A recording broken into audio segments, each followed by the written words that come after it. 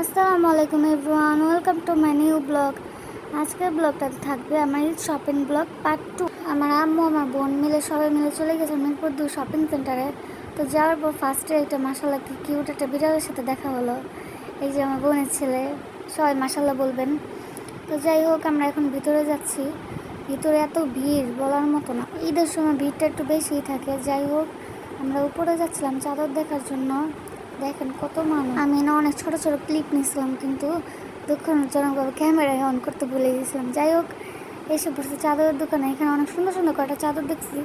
ফার্স্টে যে দোকানটাতে গিয়েছিলাম ওটাতে পছন্দ হয় না, তো এটাতে আসছি। এটাতে আসার পর অনেকগুলো চাদর দেখলাম। আমার বোন আর আমার আম্মুর কোনো চাদরই পছন্দ না পায়। একটা চাদরের ভিতরে 10টা কালার খুঁজে, ফুল খুঁজে শেষমেশে ফার্স্টে যেটা দেখাচ্ছে রেড কালার, ওইটাই নিয়েছে। তো আমি আপনাদেরকে আবার দোকানটা একটু ঘুরিয়ে দেখাচ্ছিলাম। আসলে দোকানে না ক্যামেরা অন করতে একটু আনইজি লাগে। তো আমার কাছে এই চাদরটা ভালো লাগছে। তো লাগার পর আম্মু আর আমার বোন চয়েস করলো যে রেড কালারটাই নিবে। শেষমেশ কিন্তু রেড কালারটাই নিছে। তো এখানে একটা চাদর নেওয়ার জন্য 1000টা চাদর দেখলো। তারপর চাদর দেখা শেষ হওয়ার পর আমরা জুতার দোকানে গিয়েছিলাম আমার জন্য জুতা দেখতে। জুতা আমার বোনই চয়েস করে দিচ্ছে, চাদরও আম্মু আর আমার বোন মিলে চয়েস করছে। তো এখানে জুতা দেখছিলাম। এই জুতাটা যেটা দেখছি এটা অনেক সুন্দর লাগছে আমার, কিন্তু এটা আমার ঈদ ড্রেসের সাথে বেশি ভালো লাগতো না, যার জন্য ফার্স্টে যে জুতাটা দেখছিলাম ওইটাই নিয়েছি। ওইটা আমার বোন চয়েস করছে। তো এই জুতাটা নেওয়ার পর আরও কিছু জুতা দেখছিলাম সুন্দর সুন্দর। জুতার কালেকশনগুলো অনেক সুন্দর। এই যে ডিজে জুতা আমার বোনের। এখানে আমার বোনের ছেলে ইব্রাহিম ওর সাথে কিছু দুষ্টামি করতেছিলাম। তো করার পর আবার আমরা পাপোস দেখতে গেছি। পাপোস নেওয়ার পর ভিতরে ঢুকলাম। ভিতরে অনেক সুন্দর সুন্দর জিনিস আছে, ছোটো ছোটো অনেক সুন্দর সুন্দর ঘর সাজানোর জিনিস আছে। তো এখান থেকে আমি এবার একটা বড় চামচ নিলাম। আর আমার বোন দেখতেছে কী নিবে রুম সাজানোর জন্য। দোকানটা অনেক সুন্দর আসলেই।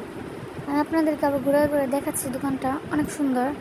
ইব্রাহিম অনেক বড় হয়ে যাচ্ছিলো, যে এখন বের হয়ে গেলাম। যাওয়ার পর ওকে একটা মিনি ঘড়ি কিনে দিলাম। ঘড়িটা অনেক কিউট।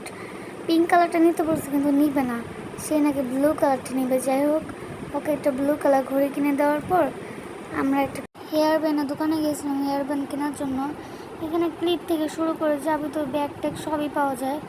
জিনিসগুলো অনেক ইউনিক, সুন্দর সুন্দর ডিজাইনগুলো। তো আমি এখান থেকে কিছু হেয়ার ব্যান্ড নিয়েছি। আমি যেগুলো নিচ্ছি ওগুলোর আসলে ভিডিও করা হয় নাই, আমার মনে ছিল না। এখানে আমি আমার ব্যাগে 50 টাকা ছিল নতুন, ওইটা নিয়ে ইব্রাহিমের সাথে মজা করতেছে, বলতেছে যে নাও তোমার ঈদের সালাম। দুষ্টুমি করতে করতে ঘড়িটা প্যাকেট হয়ে গেছে। এখন ওরা চলে যাবে, তা আমরাও চলে যাব।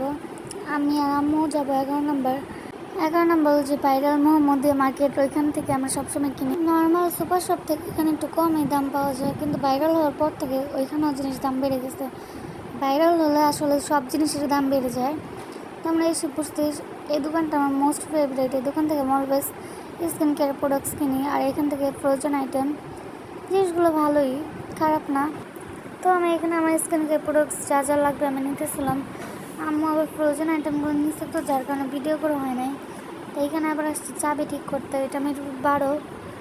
তো চাবি টাবি ঠিক করার পর আমরা এখন বাসায় চলে যাবো। ওই বাসায় চলে যাওয়ার কোনো ক্লিপ নেই। আসলে আমার ব্লগ করার কথা কোনো মনে থাকে না। আমি তো রেগুলার ব্লগ করি না, যার কারণে আমার মন থাকে না। এখন তো ট্রাই করবো রেগুলার করার জন্য। যাই হোক, আমার ব্লগটা যদি ভালো লেগে থাকে তাহলে আপনারা প্লিজ লাইক, কমেন্ট এবং শেয়ার করবেন। আল্লাহ হাফেজ।